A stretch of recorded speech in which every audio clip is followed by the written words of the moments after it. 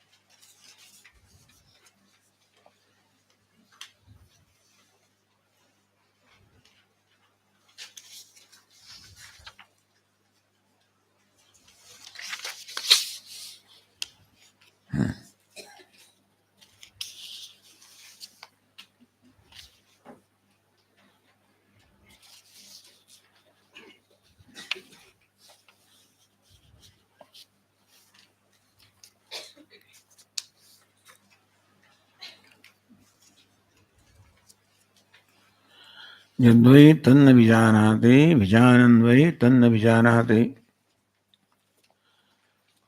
That Atma does not know anything there in the deep sleep state. In the deep sleep state, the self does not know anything because there is darkness of ignorance. Vijananvai tanna vijanati. While knowing, he does not know. While knowing, that is his Sarubhuta Chaitanyam, because his consciousness by nature, and therefore eliminates even the deep sleep state, the ignorance also is eliminated. Therefore, if knowing means eliminating, the self knows even in the deep sleep state. That is called Samanya Jnanam. The general knowledge is there, Tanna Vijanati, but particular Jnanam, Vishesha Jnanam, that these are different objects that he doesn't have in the deep sleep state. He knows because to know is the nature of the self, but he does not know the object because they are all merged in the darkness of ignorance. In the deep sleep state, everything is merged in the darkness of ignorance. Therefore, there is no Vishesha Jnanam, there is no knowledge of the particular names and forms. But then there is Jnanam in as much as the self is of the nature of consciousness or knowledge, so he knows. In the sense that he knows means he limits whatever there is. And so Swarupa Jnanam, the knowledge of the nature of the self is there. Vishesha Jnanam, knowledge of the different names and forms is not there. So he knows Vijananvai Tanna vijanati, he does not know while knowing. He does not know. The Vishesha Jnanam is not there while knowing, because Samanya Jnanam, the Swarupa Jnanam is there.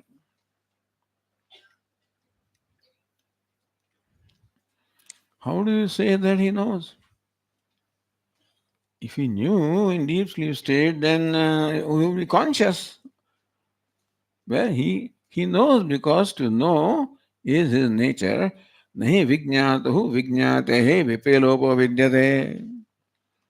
The knowing of the knower does not suffer a cessation, because knowing of consciousness is the nature, and therefore that is, whether it's waking, dream, deep sleep, whatever state is, the swarupa of the nature never disappears. Fire is hot in all conditions also. Atma is aware in all conditions, waking, dream, deep sleep. Therefore, his nature of consciousness never suffers a cessation, never ceases to be conscious. Avinashitvat, because the nature that he is conscious is avinashi, is imperishable, that the fire is hot, the heat of fire never suffers a cessation. The brightness of sun never, as long as sun is there, brightness is there, because sun does not want to make an effort to be bright. Therefore, the fire does not need to make an effort to be hot. So Atma does not need an effort to be conscious, because that is his nature. Then you say that he knows. He knows in as much as he is conscious by nature, and still you say do not know. So how come then he does not know anything deep sleep state? Natu tad dvitiyamasti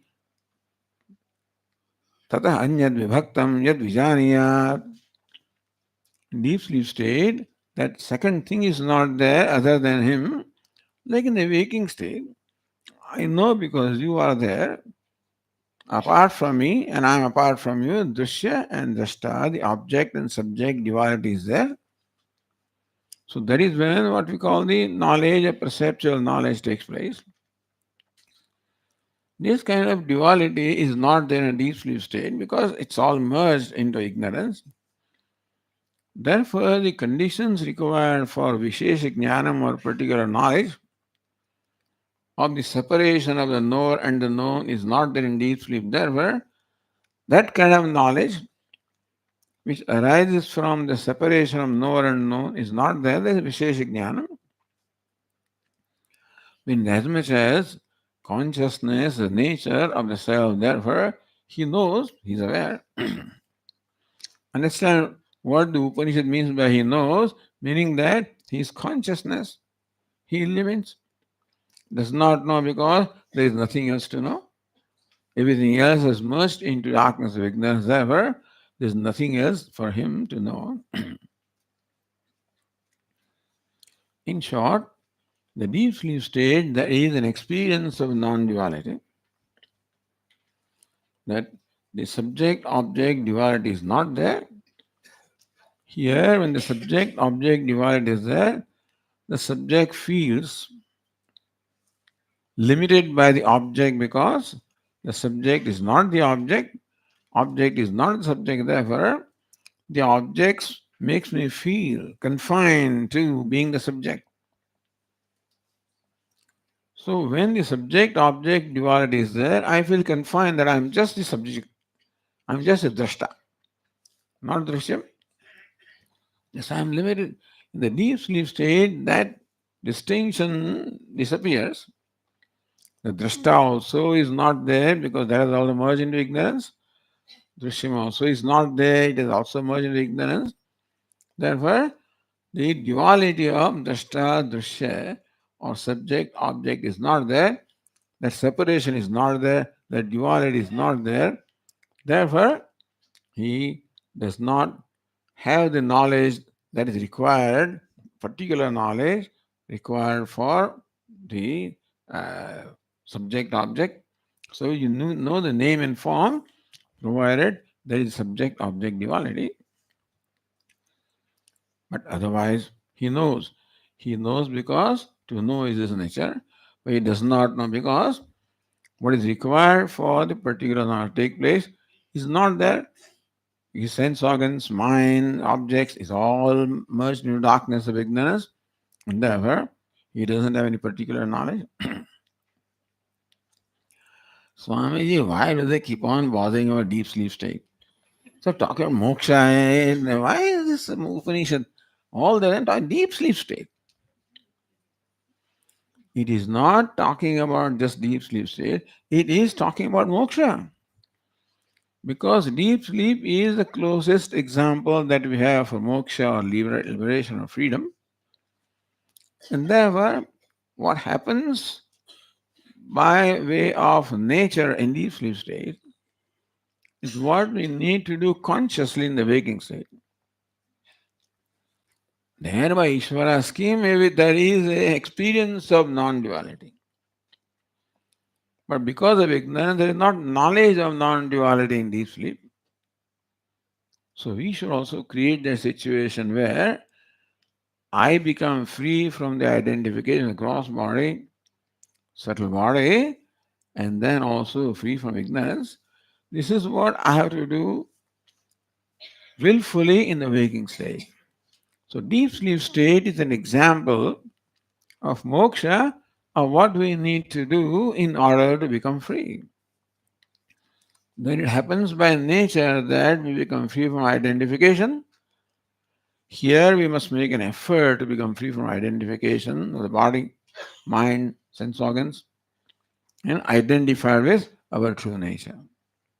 That is by Atma, Anatma Viveka, recognizing that body is an Atma, sense organs are an Atma, mind is an Atma, intellect is an Atma, and I am, the self is different from them, untouched by them, unaffected by them. I am, but I need an experience in absence of all those all that anatma. Then when atma is there, then also that is no problem, because anatma does not really make the atma limited. It's my notion that this body makes me limited. It doesn't. Body doesn't make me limited. Mind doesn't make me limited. When the Swami, but I identify the body and create a limitation for me. I identify the mind as though create a limitation for me. The deep sleep, I'm not there to play that mischief, and therefore there is no identification. But in the waking state, I should willfully become free from that identification. And for that, the example of deep sleep is given for us to understand how it is. It approximates moksha or the situation of liberation. Approximates, it's not exactly.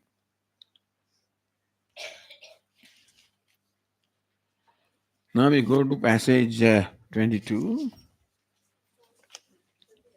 Hmm? Where are we? 32.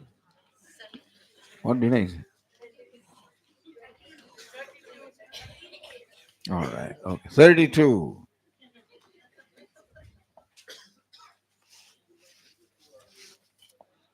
The Upanishad now concludes.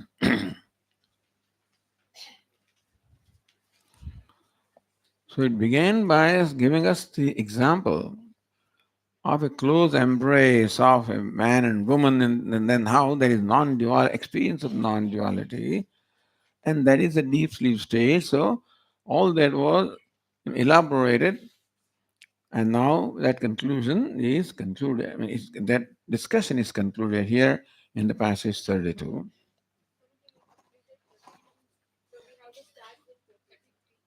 32 is done?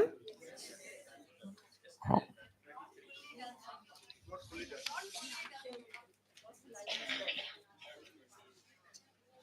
okay, let us read it.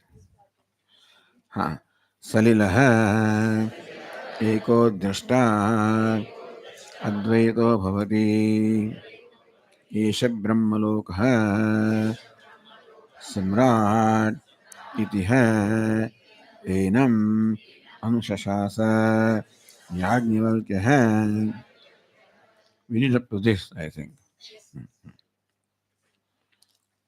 Salila, water, transparent, non-dual. So Salila, water is an example of a Brahman because water is transparent and water is pure, and therefore it serves as a good example that Brahman is also pure, transparent.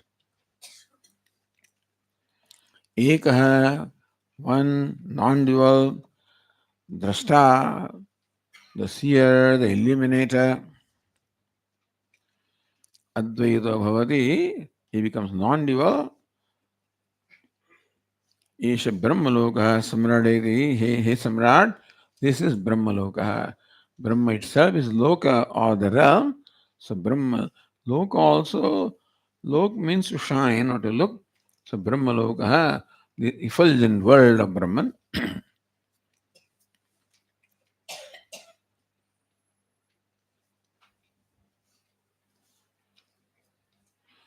So far, King Janaka kept on asking, say Yajnavalkya,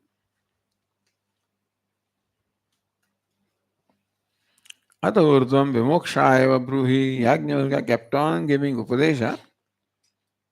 And Janaka would say, Atah urdhvam vimoksha eva bruhi. Hey Yajnavalkya, further tell me about moksha. Yajnavalkya said, further tell me about moksha. Further tell me about moksha. In short, King Janaka kept on extracting, this knowledge from say Yajnavalkya. Because in the guise of one question, he had the boon of asking one question, and supposedly all of this is only part of that one question. And so, in the name of that one boon or one question, he keeps on extracting more and more from Yajnavalkya. Therefore, Eshaha Brahmaloka Samrat, Hey Samrat, Hey Emperor, this is Brahmaloka.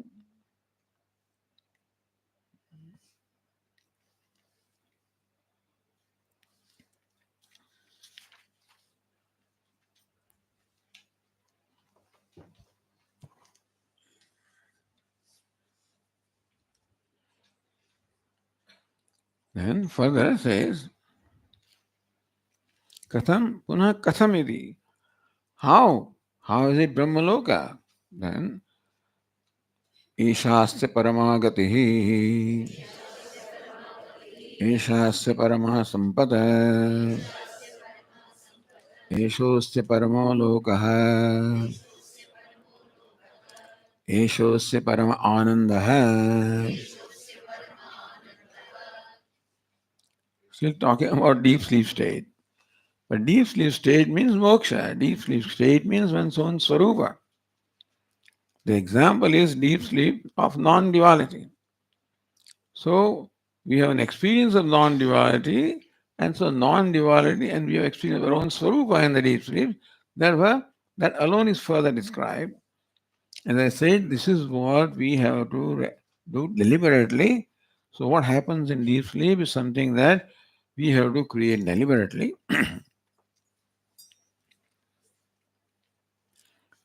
Eshosya so parama eshasya parama gatihi. Asya, of this self, Vijnanamayasya, the self identified with Vijnanam, identified as Buddhi, the Jivatma, Paramagatihi, it is the Gatihi means what? The ultimate goal. Gati is the ultimate place you have to reach. That Brahman is the ultimate place you have to reach.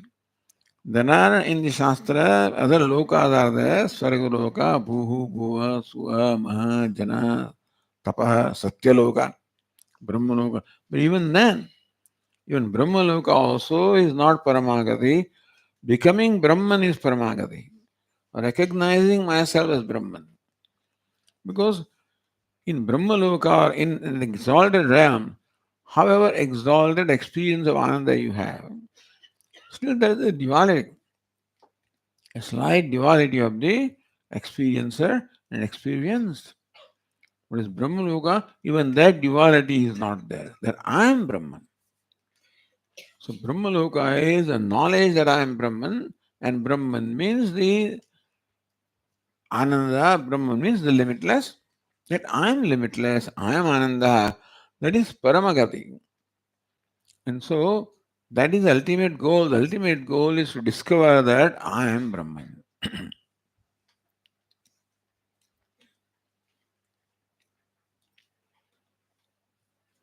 Ishasya Parama Sampata. Sampat means that is the wealth. This is the great or most exalted Sampat, most exalted wealth. Why is it most exalted? Akritakat, because it is not attained by an effort. This is one thing, this happiness of the self is one thing that we attain without effort because it is our nature. Therefore, it is attainment of what is already attained. It's just a recognition. Here, the attainment is by recognition. Like the tenth man recognizes I am tenth man, that knowledge alone is attainment. When what I have to attain is different from me, then an effort is required. When what I have to attain is myself, but Swamiji, what do you mean you attain yourself? You already are, but I don't know. So this is the problem, human problem. The basic problem is that I do not know what I really am. And therefore, from the birth, I take myself to be contrary to what I am. Even though I am limitless by nature, by habit I take myself to be a limited being. Even Ananda is my nature, the happiness is my nature. By habit I take myself to be an unhappy being. I take myself a limited being, an unhappy being, a wanting, lacking being. This is all this is all from birth. I have to make no effort. Puja Swami says, one thing for which you have to make no effort is ignorance. But that is given. You are born ignorant. But ignorance is all these false notions. Ignorance has two aspects, avaranam and vikshepa. Avaranam means not knowing the true nature. Vikshepa means knowing it contrary. One, I do not know the true nature of myself, that is Brahman, and I take myself contrary that not only I do not know I am limitless, I take myself to be limited. Therefore it is said, hey, you are Brahman, and therefore Esha Evans recognize that Esho se param ananda. This is Ananda of the Swarubhut Ananda. Ananda is my nature. To recognize that I am Ananda doesn't, it is effortless Ananda. What was preventing me from experiencing Ananda was a veil of ignorance and false notions. When that veil of false notions or ignorance goes away, the Ananda, which is our nature, just becomes manifest.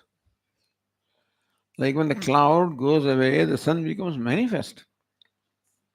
It's always been shining. So also the happiness which is limitless is always shining. But covered by this cloud of ignorance and false notions, when that is removed by knowledge, then what is becomes evident. Therefore, the Brahmananda or limitless Ananda becomes evident. I haven't achieved it. Whatever is achieved is always limited. So this is not achieved. Only recognizing what is, so that is owning up what is. So far the problem was I did not own up myself. Now I recognize that I am what I was searching for. So there is true owning up myself.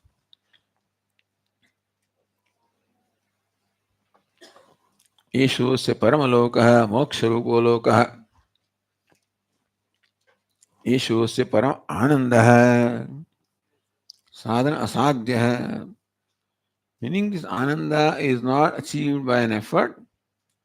It is just Sarubhuta Ananda, and therefore it is the attainment of what is already attained. I think in Vedanta classes you must have heard this phrase attainment of what is already attained. So, you are already attained, to recognize that is the attainment of what is already attained.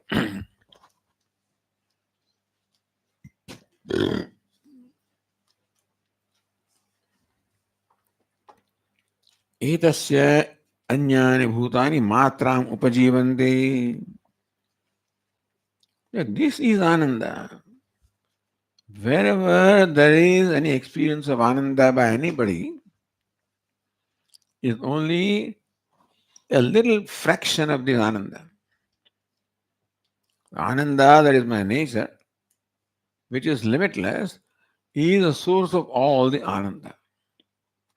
That's your, it is the nature of mine, and because self is one and self is Ananda, therefore, just as I am Ananda Swarupa, so you are, so everybody is, everything is. Therefore, whenever any happiness is experienced by anybody, the source is this Ananda. Just as the source of all the water is ocean, even the water which is the well ultimately comes from ocean through rain and then goes to the well and you know through all the rivers, etc., etc. So wherever there is so any water, the source is ocean. Similarly, wherever there is any Ananda, the source is myself, source is Brahman. So this now the discourse how this Ananda of the self is Param Ananda, is limitless Ananda. So here in the next passage, Ananda Mimamsa is given. The Mimamsa, the arithmetic of Ananda is given. So I think multiplication is part of arithmetic, isn't it? Yeah. Yeah. So the arithmetic of Ananda is given, a long passage. So let us read that. सयो मनुष्याणां राद्धः समृद्धो भवति अन्येषाम् अधिपतिः सर्वैः भोगैः सम्पन्नतमः सः मनुष्याणां परम आनन्दः. What is the highest ananda or happiness that a human being can experience? Sayo manushyanam radha samruddha. See the translation? Who is perfect in the body. Same Mimamsa also is given similar in the Taittiriya Upanishad. But the source is here in the Brihadaranyaka Upanishad. There it is given a little more detail. But so Manushyanam Radha, one is perfect of the body. Samruddha, most prosperous. Manushyanam Samruddha, most prosperous among the human beings. Manushyanam Adhipatehi, he is the ruler of all others. And further, Sarvehi Manushikahi Bhogai Sampannatamaha, most lavishly supplied with all the human pleasures. Imagine yourself, imagine a human being who is perfect in the body, meaning that he has all the capability of enjoying the objects of pleasure. Even if objects of pleasure are given to me, I don't have, may not have the perfect capability. Swamiji, here is very, Swami, this sweet comes from Haridwar. It's something very special. Sorry, diabetes. Swamiji, this, what is it? What do you call it? Bhajia or whatever, It is too much salt. No sugar, that is my diet. And therefore, even though everything comes before me, I don't have the ability to enjoy things. It's not enough that you have all the resources and you have all objects of enjoyment. You must have the capacity to enjoy. So here is a person who not only has all the means, source of enjoyment, all the resource of enjoyment, he also has the capability of enjoyment. He's young and strong and educated, etc., etc., and supplied with lavishly supplied with all the objects of pleasure. So, what would be the ananda that a human being would enjoy? That's the most we can think of. That that would be the the climax of the ananda that I can enjoy. That I have all the capabilities and I have all the objects of pleasure before me, and so that's the climax of a human ananda. Saha Manushanam Param Ananda. This is the highest ananda of human beings. Where a human being is young, strong, educated, understanding, is a connoisseur. Because otherwise, even if the things are there, you don't know. You place all these wonderful dishes before a buffalo. What does it matter? It doesn't do anything. Place a beautiful rose before a cow. It will just eat away. It doesn't have that evolved sense or sensitivity to enjoy things. So, in order to enjoy, also, you require that sensitivity. Not that everyone else also has that, but here is a person who has all that sensitivity to enjoy everything, the capability to enjoy everything, and resources in terms of what is enjoyable. Ideal condition. Call it one unit of human joy, which is ideal for us. Just there is one unit. अथ ये शतं मनुष्याणाम् आनन्दाः स एकः पितॄणां जितलोकानाम् आनन्दः. So multiply that human happiness by 100.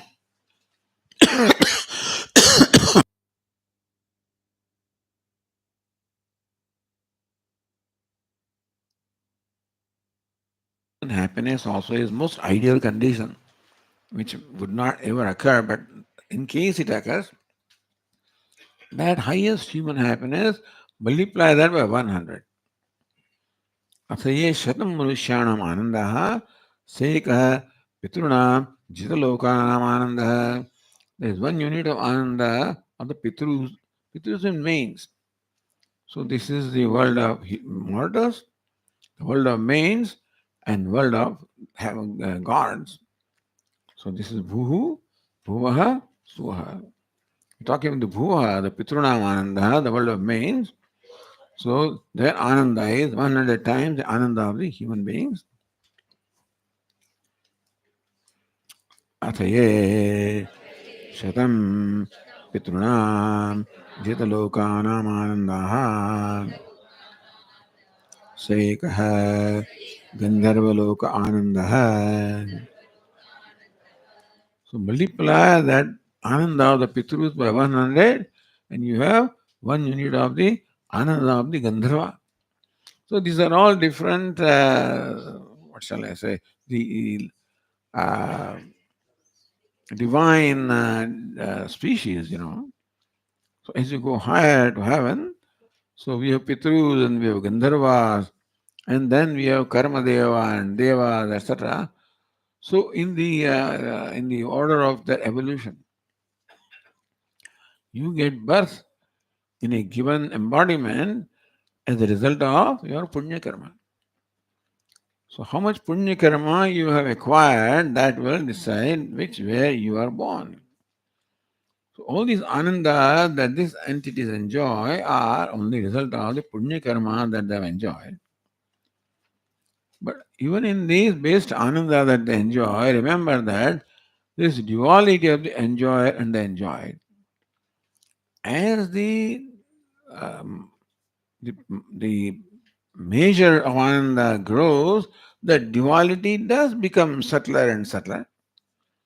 But still, Even in the Ananda of the Brahma or Brahma, still a slight duality remains in Brahmaloka also between the enjoyer and enjoyed.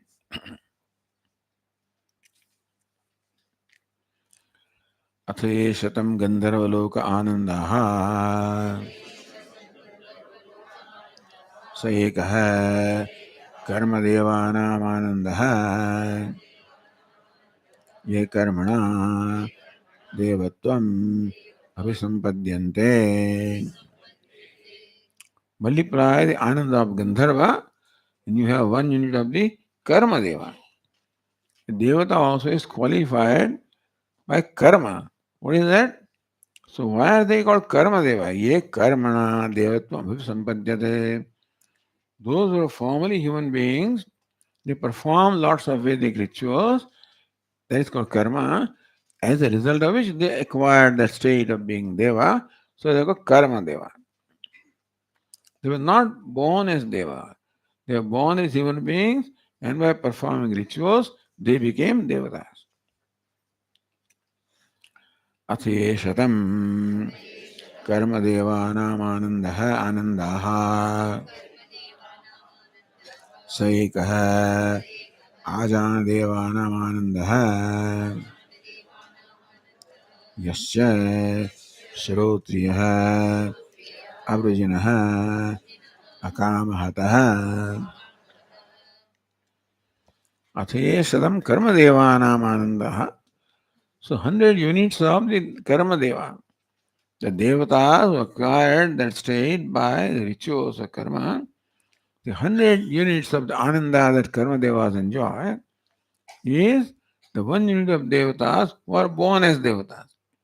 So those fellows became Devata through performance of karma rituals. The other Devatas who are born Devatas are superior, and so they enjoy 100 units of Ananda of Karma Deva. At this point, Upanishad also introduces Yascha Shrotriya Avrujina Akamahata. That Ananda which is enjoyed by the Devatas or born Devatas, that Ananda also is enjoyed by a wise person. Although it doesn't say wise, Shrotriya means well versed in the Vedas. Avrujinaha sinless, Akamata free from desire. Only a wise person can be so, but then Shrotriya Avrujinaha Akamahata. A wise person, Shrotriya, who is well versed in Vedas, because he gained his knowledge from his teacher through Shravanam, etc., he is sinless and he is free from all desires because he revels in the Ananda that is his nature. Swarupa Bhut Ananda is nature, and therefore there is no occasion for him to desire. It's Aptakama. His desires are all fulfilled because he has discovered the self to be Brahman, the limitless. In that discovery, recognize that I am limitless Ananda. Therefore, all the desires are already fulfilled. So therefore, he is called Apta Kamaha, one whose kamas or desires are already acquired, so fulfilled. Shrotriya, Avrujinaha, Akamahataha. Shrotriya, one well versed in the Vedas. Avrujinaha, who is sinless. Akamahata, free from all desires. Then further, Athaye Shatam Ajan Devanam Anandaha Saikaha Prajapati Loka Anandaha Yascha Shrotriyaha Avrujinaha Akamahataha. Again, the 100 units of the Devatas were born as Devatas. That is the 1 unit of the Ananda experiencing Loka Prajapati, the world of Prajapati. Prajapati is the totality of the gross bodies. So now let's say Prajapati is a Devata. So 1 unit of the Ananda enjoyed by Prajapati. So 100 units of Ananda by these devatas is 1 unit of Prajapati. Again, Shrotriya, Avrujina, Akamahata, that Ananda of Prajapati is also available or enjoyed by the wise person who is Shrotriya, well versed in Vedas, Avrujina, who is sinless, Akamahata, one who is not attacked by Kama, means who is free from all desires.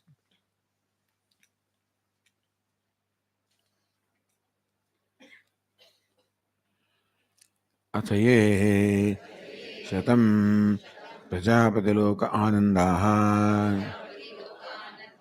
स एकः ब्रह्मलोक आनन्दः यश्च श्रोत्रियः अवृजिनः अकामहतः. Now 100 units of Prajapati is 1 unit of Brahma. So Brahma Loka is Brahma. So this is the gradation of devatas. So in our scriptures, this is how the devatas are graded, and we don't find it Indra, etc. But in Taittiriya Upanishad, we have a little more details. But our Puja Swamiji, while teaching Taittiriya Upanishad, this section really excited, describing Shrotriya Sikva Kama Tasya. That same Ananda is enjoyed by this man sitting under a tree. That is added by him. Doesn't say here. But since he has no desire, means he has no need.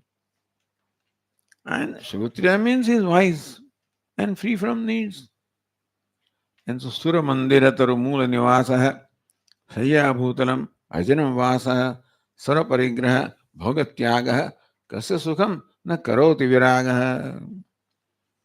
Adi Shankaracharya says in his stotra called Bhaja Govindam.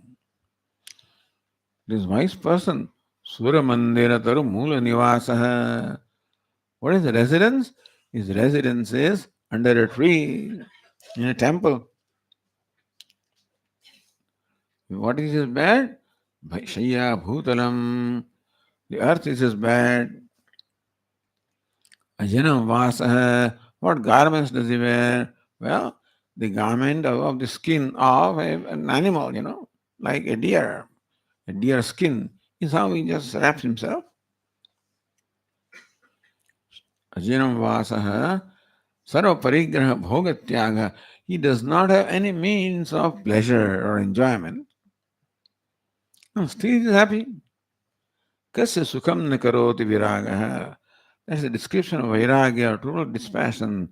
That what is it, what Ananda it is that dispassion does not bring, or a dispassionate person is automatically of the nature of Ananda, reveling in Ananda. You cannot be dispassionate just by thinking. Although they say, recognize this is all mithya and therefore you become free from desire. Nobody becomes free between you and me. You do not become free from desire simply by analysis. Jagattam is mithya, that does not work. Meaning that you cannot discover vairagya or dispassion simply by this intellectual exercise. What do you need? You need to discover that same ananda in yourself. Only when the heart is full, as if this person is, then only there is real dispassion. Because the mind wants ananda. If you do not want the mind to enjoy ananda of the objects, you provide an alternate source, which is self. And that comes by self-purification. Although there is ananda, it is not manifest, not evident, and becomes evident when we deliberately live a life which is conducive for self-purification. A life of a contributor, life of worship of Ishvara, offer all the karmas to Ishvara, karma yoga, and values. So this is when we progressively acquire or attain the purification of heart, purification of mind, meaning that the raga dvesha, the impurities of attachment and aversion slowly leave. And thus we discover a greater and greater contentment or satisfaction from our own self. So karma yoga is not just performing karma, it's discovering that contentment at every stage in our life. So when is vairagya or dispassion possible? When what the objects are giving me is what I have discovered from myself. And how do we discover? By a process of emotional maturity or self growth. What is self growth? Growing in the purity of the self. Meaning that discovering freedom from impurities of ragadveshas. So Shrotriya, Avrujinaha, Akamahada. He has no desire because he has discovered the total Ananda is his own self. He is sinless because sin means you have to violate the dharma, violate the order when there are some impulses within us. It is impulse of anger or lust or greed that compel us to violate the order. That's called papa or sin. But this person has no need to violate because without violating anything, he already has what he needs. He's free from violating any order. Therefore, no sin. Avrujinaha. His heart is full, therefore, no kamna or akamahataha. Shrotriyasya, then in Taittiriya Upanishad, Shrotriyasya cha kamahatasya. And so Swamiji would add one sitting under a tree. Because that means he doesn't have anything and he doesn't have any desire also. You can't be sitting under a tree. I mean, for a short while you can, but that cannot be your residence. Sura Mandiratar Mula Nivasa Shaya Bhutanam Ajanam Vasa. All this is when there is fullness within yourself. And that is our nature. And to discover that is our Purushartha. A Purushartha means the self effort is to discover that fullness, which is our essential nature, progressively discovered by a life of values, by a life of right attitudes, by a life of service or being a contributor, and then ultimately by knowledge.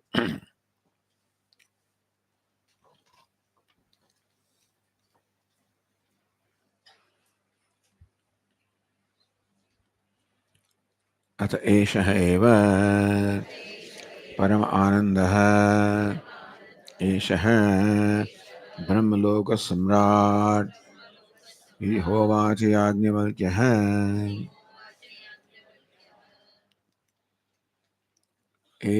Emperor, this is the Paramananda.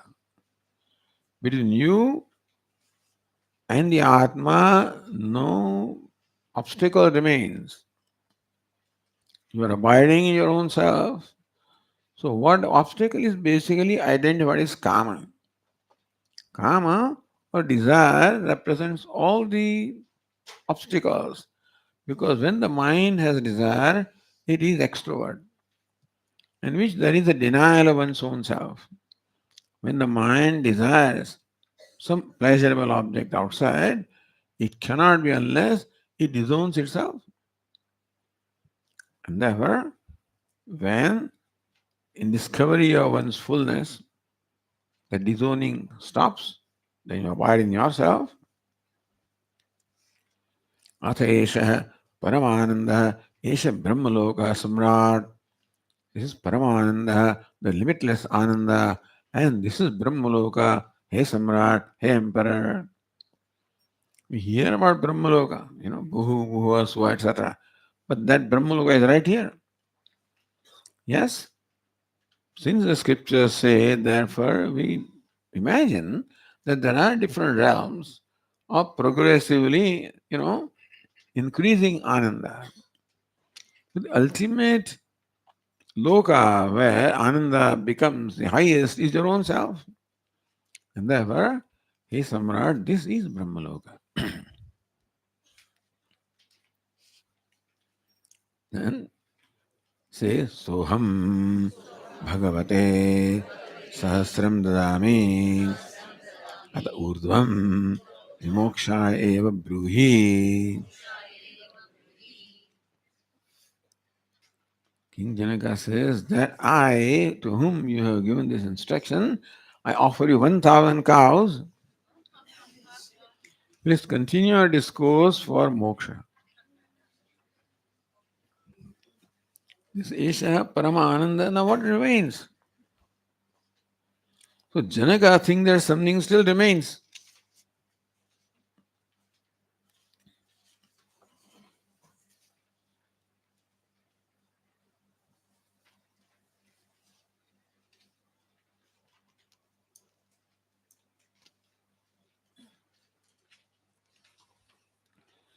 Meaning that King Janaka means that even this knowledge also is not adequate for moksha. Ata urdhvam further. Please tell me about moksha. Vimokshaya. So Janaka recognizes there is something more to be learned still. And now Yajnavalkya is really scared, it says.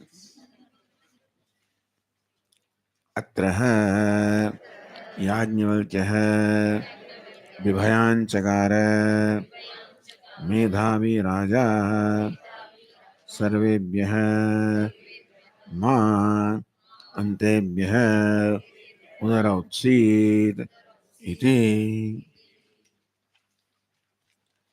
Now King Sage Yajnavalkya is really worried that in the guise of asking one question, and his question does not get, concluded, Atta Urdhvam Vimokshaya, because you have promised me to give me knowledge for moksha. And the knowledge that you imparted so far, in my opinion, is not adequate for moksha. Even the knowledge that you are Parama Ananda, well, that is also, in the opinion of King Janaka, not adequate for moksha. And therefore, whatever is still left, please tell me. So, Punah Punah Avrodhan Krutavan. Thus, this Janaka, King Janaka, again and again, he had Yajnavalkya in his, what shall I say, uh, Yajnavalkya under his control. Because Yajnavalkya promised him one question. And as a part of that question now is Vimoksha eva bruhi. Please tell me about moksha. And what you have told is still not adequate for moksha. Something more remains to be done. And therefore, Yajnavalkya says, in the guise of one question, this person is going to extract all my knowledge.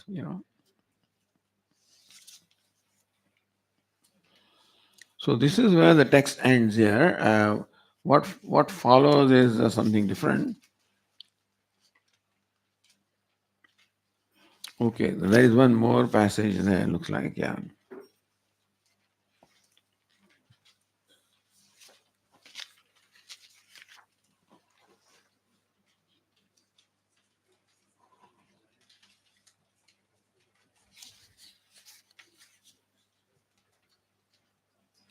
On the page 15, first line.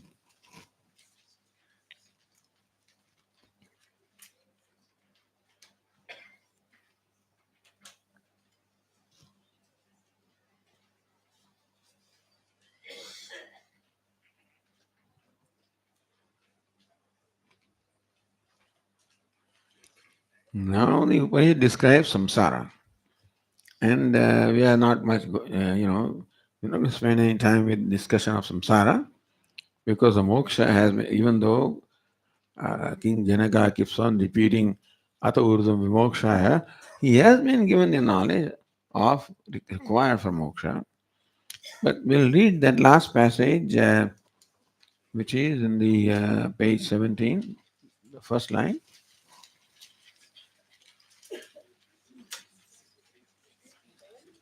Uh, Page 15. 15.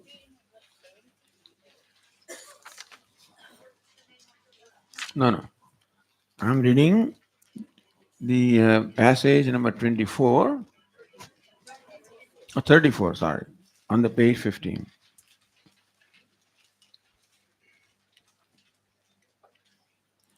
Sava eshaha etasmin swapnante ritva charitva dristvaiva punyam cha papam cha punaha pratinyayam pratiyoni adravati buddhantaya eva. So he gaining experiences of various objects in dream, then comes back to the waking state in an inverse manner. So passage through which he went from waking to dream, by the reverse or inverse way, he returns from the dream to the waking. So this is where the Upanishad then something continues that is about the next birth and so forth and so on. So now Upanishad describes the death and so and so. But what was our great concern was this Upadesha, and that we have concluded Vimokshaya Bruhi, the Upanishad, the Upadesha for moksha has been thus concluded by us here. And thus we will conclude our retreat also with this passage. Om Purnamadah Purnamidam Purnat Purnamudachyate Purnasya Purnamada Purnameva Vashishyate. Om Shanti Shanti Shanti Shankaram Shankaracharyam Keshavam Badarayanam Sutrabhashyakrutau Vande Bhagavantau Punah Punah Ishvaro Gururatmeti Murtibheda Vibhagine Vyomavadvyaptadehaya Dakshinamurtaye Namaha. Om Shanti Shanti Shanti Hari Om Shri Gurubhyo Namaha Hari Om.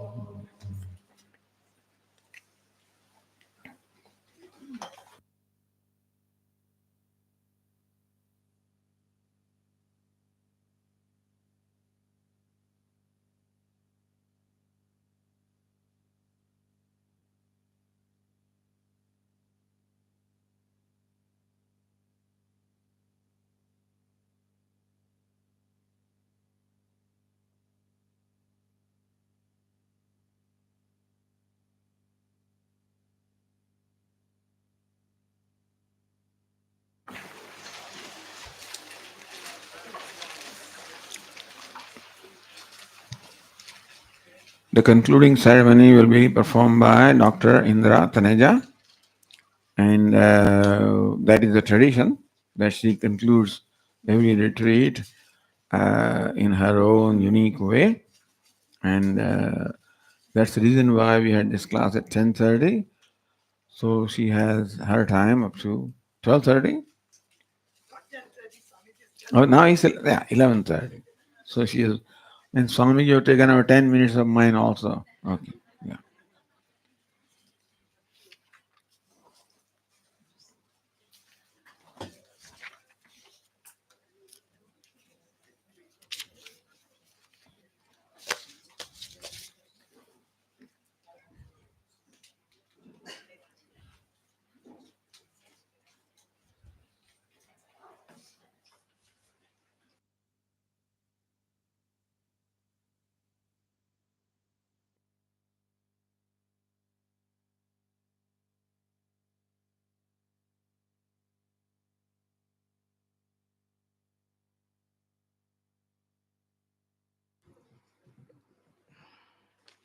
Namaskar Swaminis and Swaminijis, and pranam or namaskar to all the seekers. First, we will like to honor our Swami and Swaminiji who had been giving us this beautiful, beautiful Swaminiji. First says Swamini, and second says Swami. Nari Shakti Swamiji. I think it was slip of tongue. Okay. So we will like to honor Swamiji with the Mala, Rekha, sorry, Manandik, Mr. Mandar Kelkar. His name is a little difficult. Kelkar, did I say it right? Mandar Kelkar. You will honor Swamiji with Mala and shawl.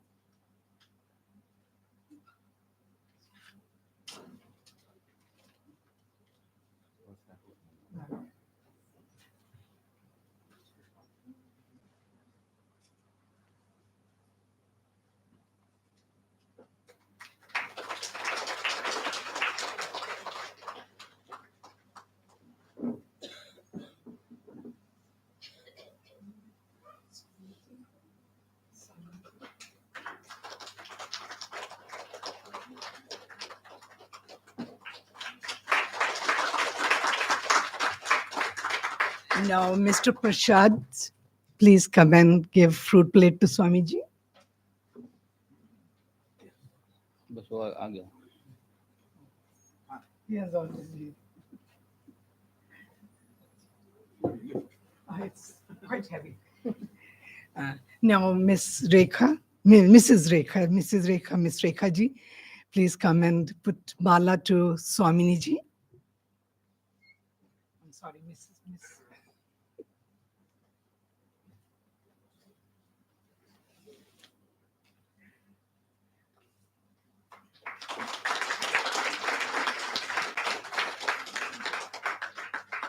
And Rekha ji, please shawl to Swamini ji.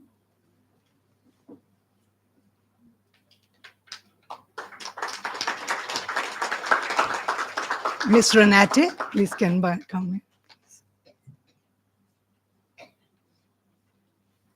उठेगा उठेगा नहीं. If you can carry it, I'll help you.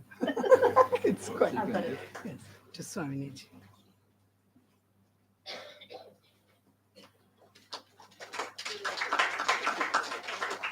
It is more fruits than this one. That's because I'm stronger. It is more fruits than this. Again the Again, again the Nari Shakti. Okay, so I'll just want to say a few words. Oh. Om Shri Ganeshaya Nama, Nidya Sarvidyanam, Bhishte Bhavroginam, Gurve Sarvlokanam, Shri Dakshinamurte Nama. Pranam to all Swamijis and Swaminijis, and Namaskar to dear campers.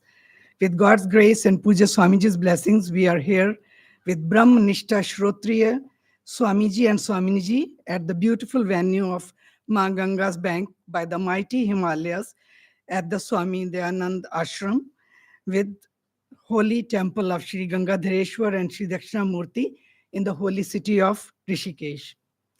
With my little knowledge, please forgive me if whatever I could extract out of the thing. Our dear Swami Viditmananda ji took this very profound topic of chapter 4 of Brihadaranyaka Upanishad and made it so enlightening with lovely stories of his and his guru, which is our Param Guru, Puja Swamiji's jokes that we hopefully have become Gyanis and understood the question asked here as what serves as a light for a man during the three states of waking, dream, and deep sleep. Especially the deep sleep state, which is full of darkness. On analysis of this state, the self or Atma can be best represented, but due to ignorance, the non dual knowledge of Atma is not available. Nature of Atma is self aware, self rewarding, and self effulgent, and is a subject, while body, mind, and sense organs are object. But being lumped together during waking and dream state, We fail to have the knowledge of Swam Jyoti Atma, which is always Drishta, and which is the only one illuminating all the three states. In deep sleep state, there not being subject object duality, it seems that Atma does not see, but Atma never ceases to see. Swamiji explained very well that ignorance is the cause of all dualities and differences, but deep sleep removes all these compared to the waking and dream state. We are ignorant and feel limited. So, to be complete, we desire and actions are done by the subtle and gross body, but they do not belong to the Atma, which is the illuminator and witness of our thoughts and these bodies. Swamiji stated, as per Upanishad, that in deep sleep we are closer to the moksha, as here we are liberated soul, as all the incidental attributes are gone. So, no samsara, that is, no doership and no punya papa for the Atma. In this state, all our objects of desire are obtained, and we feel full, complete, desireless, and fearless, and realize our true nature, that is self, Atma, which is Nitya Shuddh Buddh Mukt Atma. By this knowledge, everything is nothing but Asti Bhati Priyam, and we see the self in all. We become more accepting and less demanding as the limited I, the ego, the seed of misery, is gone, and one realizes that the universe is myself. This indeed is the supreme bliss. This is the state of Brahman, one without a second, full of bliss and happiness. Thank you, sir. Our very, very sweet Swamini Pragyananda ji has really taught us this great text, Ishavasya Upanishad, a very important Upanishad, as Mother Shruti would have wanted her to reach it to us in great detail. She explained the Shruti Shanti mantra of this Upanishad, Om Purnamada Purnamidam, in such great detail that it gave us goosebumps and enlightened us all. Everything beginning from myself onwards, without duality, takes entire creation as one Ishvara. We don't have to believe in Ishvara, but Ishvara has to be understood. What is Ishvara? Atma, self, Brahman. Having known this, nothing remains to be known. Swaminiji emphasized the fact that, like a mother to the children, that whatever is there in the universe that moves and changes, all this is covered by Ishvara. May you protect the knowledge through that renunciation. Do not covet anyone's wealth. Swaminiji emphasized the value of prayer, as prayer is pragmatic. Prayer is the powerful tool in our hand. Commune with your Ishvara. So call out to Ishvara because he is the he is the Karuna Sagar.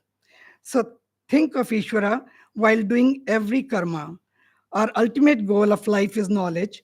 So we have to live life intellectually, intelligently, and making right choices. Live life in a prescribed manner. Make yourself an offering to God. As Puja Swamiji always said, be a contributor, not a consumer. She said very emphatically that the Brahm Vidya is not something that one can learn from just reading the text book, but should be gained and taught by the gurus of Sampradaya, as to recognize Atma, what is myself, and is very difficult to be grasped otherwise. And that's why we have the Swami and Swamijis of our Sampradaya who have been teaching us this beautiful text. Swaminiji's meditation sessions were very effective and very enlightening, and we all experienced bliss in that period.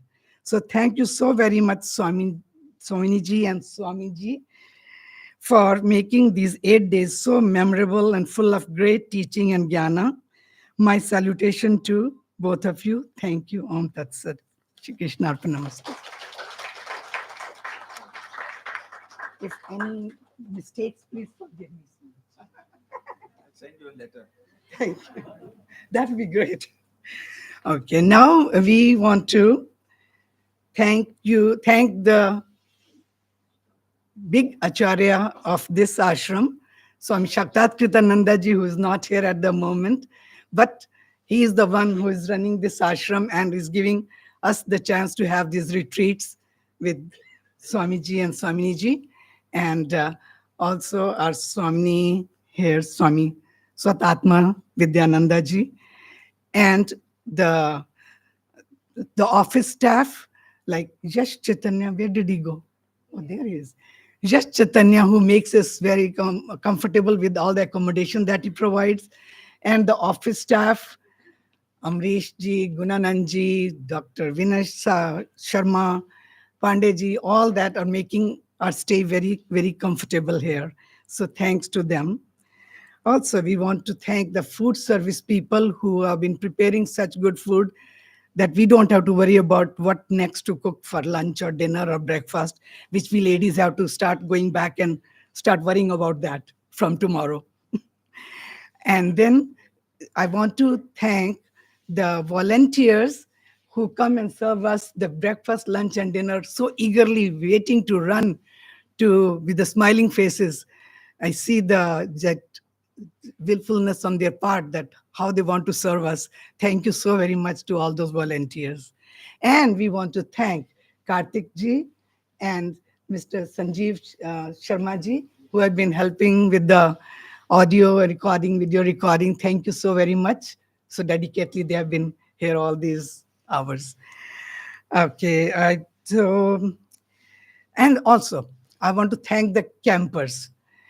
I collected the money, which we always do. I always do for the staff who have been keeping this ashram so clean, cooking for us, security, making our stay comfortable.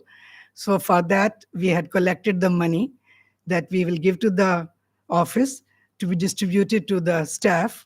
And this time, the collection is 22,700. Thank you. And all the blessings from them will come to you, the campers. At the moment, I will leave it here and we'll give it to the office later on. Okay. I think I have done my job, how bad or good it is, but now we will have one Miss Geetaji, Mrs. Geetaji. She wants to say a few words. And then we will start our blessings from Swamiji.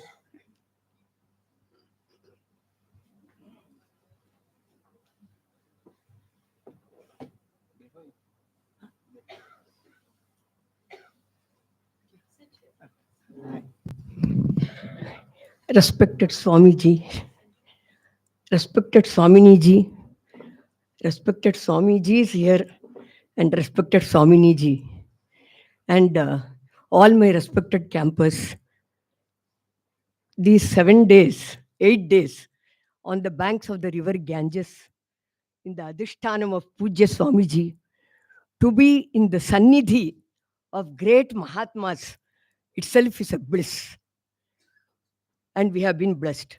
On the top of that, to hear the words of knowledge from such great Mahatmas is greater bliss. So we are all very fortunate that we have all assembled here. I would like to say the key points which I have gathered during these last 8 days. Right from the orientation session, Swamiji landed from the airport in the evening, and at 8 o'clock, 8:15 he was here, and that time itself Vedanta started with question answer session. And from that day itself, it was Vedanta. So it was Vachanam Madhuram, Dhyanam Madhuram,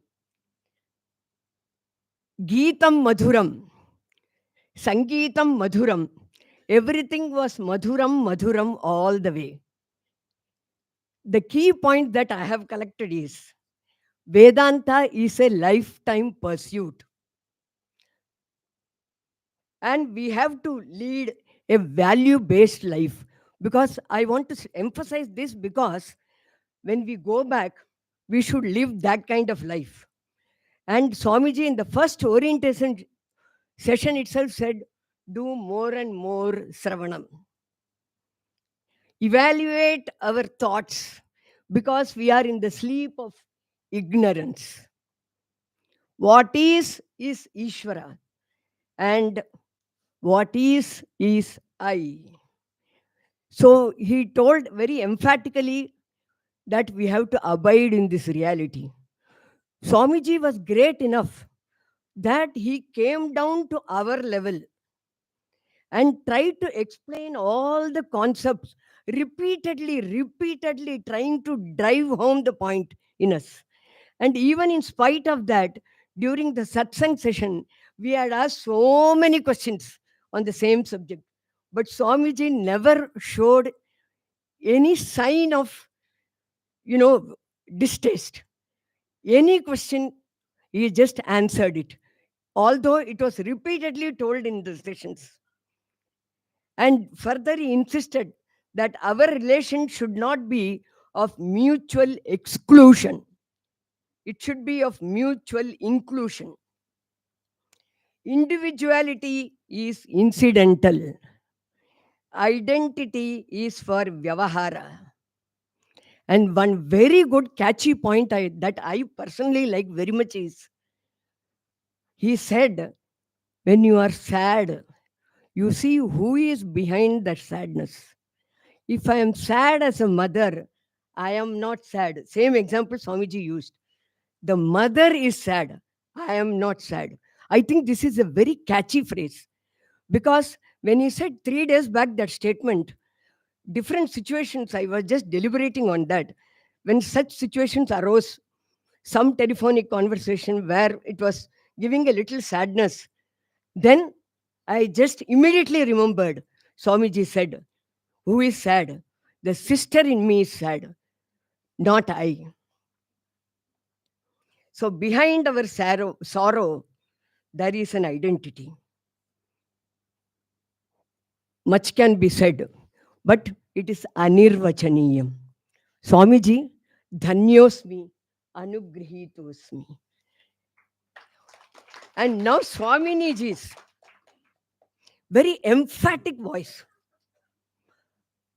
in the meditation class, very beautiful Nama Sankirtan, whether it is Om Namah Shivaya or Sri Ram Jai Ram, it was a state of divinity throughout. And she said, Asti Bhati Priyam. This is the way the musical voice with which she said so emphatically. And very often she used to tell, understood? That means to emphasize that we have still understood. That was the nature of Swaminiji, to assure that we have really understood. And she said that it should be a judicious combination of karma and upasana. Balanced upasana of sambhuti, manifest, asambhuti, unmanifest. And the very important statement that she made was that we should live intelligently, make right choices, then life is made. Think properly before choosing.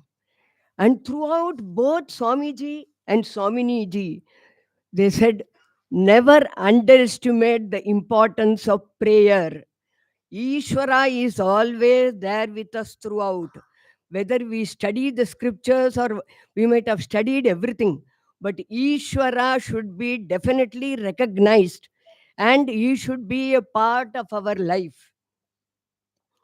And living intelligently is very much required. And seek help from Ishvara always.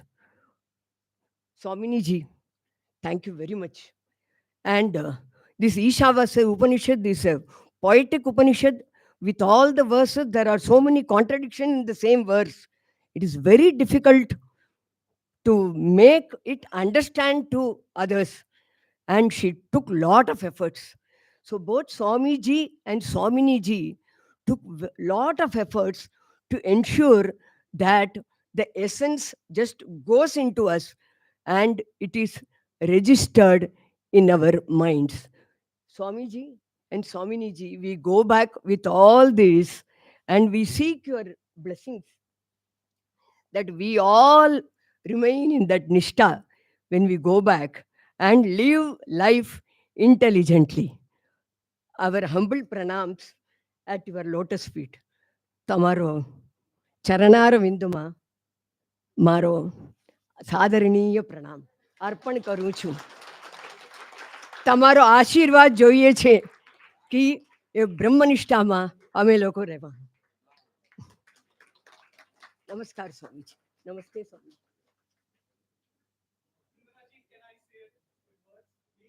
Okay, just I want to say one thing. Thank you, Geeta ji, so very much. I just brought that Puja Swamiji's words came back to me when he used to say that when Swamiji said that look at the person, the sad, what is the sad in that person? Talk about it. Swamiji used to say, I'm not looking at the question, I'm looking at the questioner. Where is the question coming from? So he would say, no, it's not the person, it's the questioner who is, I have to answer to that. You can have 1 minute. She took already 6-7 minutes. I noticed it. Thank you, Indraji. You know, it was very compelling because it is a dream that I had during the camp. So I thought I must share with you all. Pranam Swamiji. Pranam Swamiji. And pranams to all my sadhakas. You know what the dream was? I saw a donkey. No, not me. I was not the donkey, but I was the owner of a donkey. And I was a washerman. So what I used to do, I'm living here near the Ganga Kinara, deep inside, and I wash clothes of the villagers. Every morning, the villagers get a lump of clothes. I put it on my donkey. I walk with the donkey, come here. I come on this path, tie the donkey on the railings, go down. I wash the clothes, and then I leave it to dry there. And by evening, it is dry. I take them back and then put it on the donkey and go back. So in this dream, what happened was one day I wake up and I see all of you. You have come with all your clothes. And you are saying you wash it to me because we don't have any system here. We have to wash it on our own. Here, take it and go. And I'm like, wow, today I've got some special guests. So I pack up that. I take the complete clothes in a hurry and I come with the donkey. I bring it to the Kinara. I come there and offload the clothes. And I look, I have forgotten to get the rope, which I tied the donkey on the railing. I forgot to get it. Now, if I leave the donkey here, what will happen? The donkey will go astray somewhere. I lose the donkey. So I'm very worried. I don't know what to do. I've got these clothes. I look around, I look around, I look around. Then I see the ashram. And there I see a tree. Swamiji, with your permission, some jokes. Under the tree, Swamiji is sitting. And so I run to Swamiji. I say, Swamiji, this is my predicament. I've got these clothes, this donkey. I didn't get my rope. I forgot to get the rope. So what do I do? Swamiji looks at me. What do you do every day? I get the donkey, I take the rope, I tie it, then I go down and wash. Do the same thing. Act as if you're doing it without the rope. But Swamiji will go. It will work. So I went to the donkey. I acted like this. I took the rope, I like this, and tied it as if there was nothing. Okay. And then I took my clothes, went down. I started washing, keep watching the donkey. The donkey is there. He's not moving. I was happy. I washed the clothes. I dried it. Still looking. Donkey is there. Then I packed the clothes, bought it back, put it on the donkey and said, Chalo. Donkey is not moving. Donkey just doesn't move. I said, go, man, go. He's not moving. Then again, I'm in a predicament. I look around. I look for the Swamiji. Swamiji is not there. And then I say, no, what do I do? Then I see he's coming a little late, but he's coming. He comes slowly and he sits there. Then I run to him. I say, Swamiji, Swamiji, this is my predicament. What do I do? Swamiji says, wait. He opens his chocolate. Okay. Now what? What did you do? I tied the donkey. So what do you do daily? You untie the donkey, go there and enact as if you're untying the donkey. So I ran back. Will it work, Swamiji? Go, man. So I go there. I show the action of untying the donkey. And lo, behold, the donkey starts walking back home. And I'm so happy. I turn around and I say, Pranam, Swamiji, thank you so much. And he looks at me and said, Moork, did you understand something? That is you. You were never tied. You were never tied. You were never bound. You were always free. Understand. It is just get out of the notion of being bound to life. Bound. You are actually free. You are in moksha. You think you are bound. Thank you. Thank you so much. Very, very smart, Arunji. You took the Upanishad story and made it your dream. Very tactful. Very tactful. Uh, thank you. So let's now have the blessings from Swamiji and Swaminiji. So I think we just have to remove the table if you don't mind. And हाँ, हाँ. I'll help you. लाओ इधर लाओ. तुम यहाँ रख देते. Put it on this. हाँ. नहीं अब नहीं अभी उधर ही रख दीजिए, टेबल पे रख दीजिए. This we have to keep on top. हाँ उधर इसको टेबल को हटाना. ये टेबल पर उठा. हाँ ये टेबल को हटाना. एक माता जी आप यहाँ बैठे हाँ, तो देखते स्वामी जी.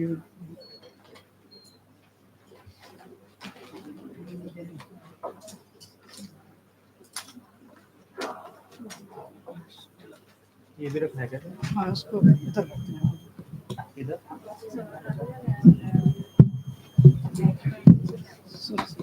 हाँ.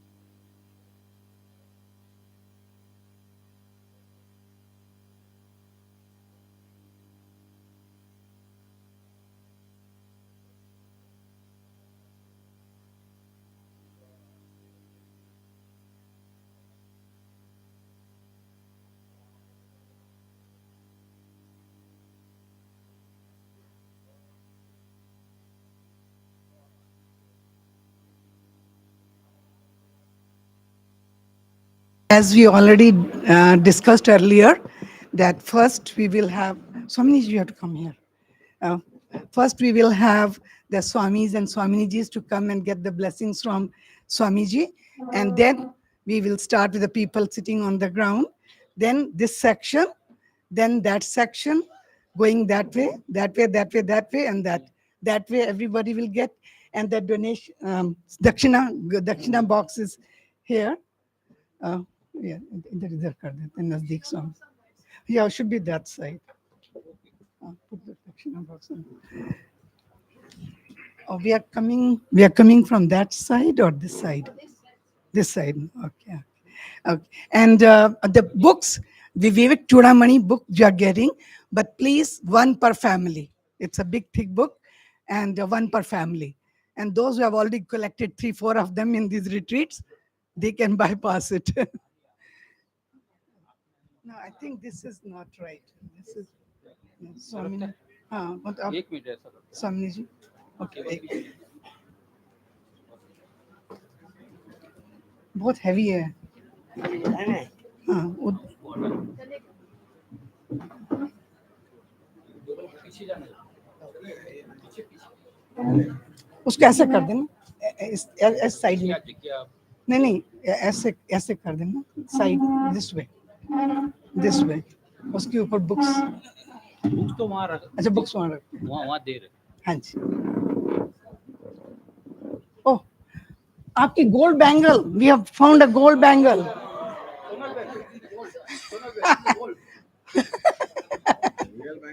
Real bangle.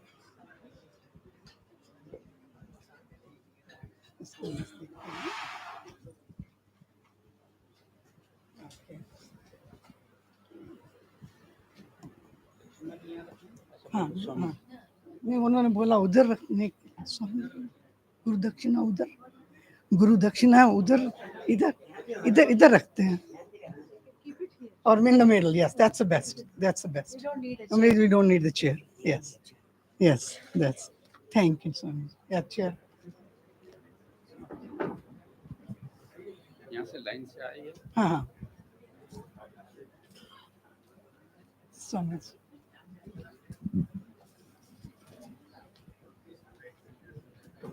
Om Namah Shivaya. Om Namah Shivaya. Om Namah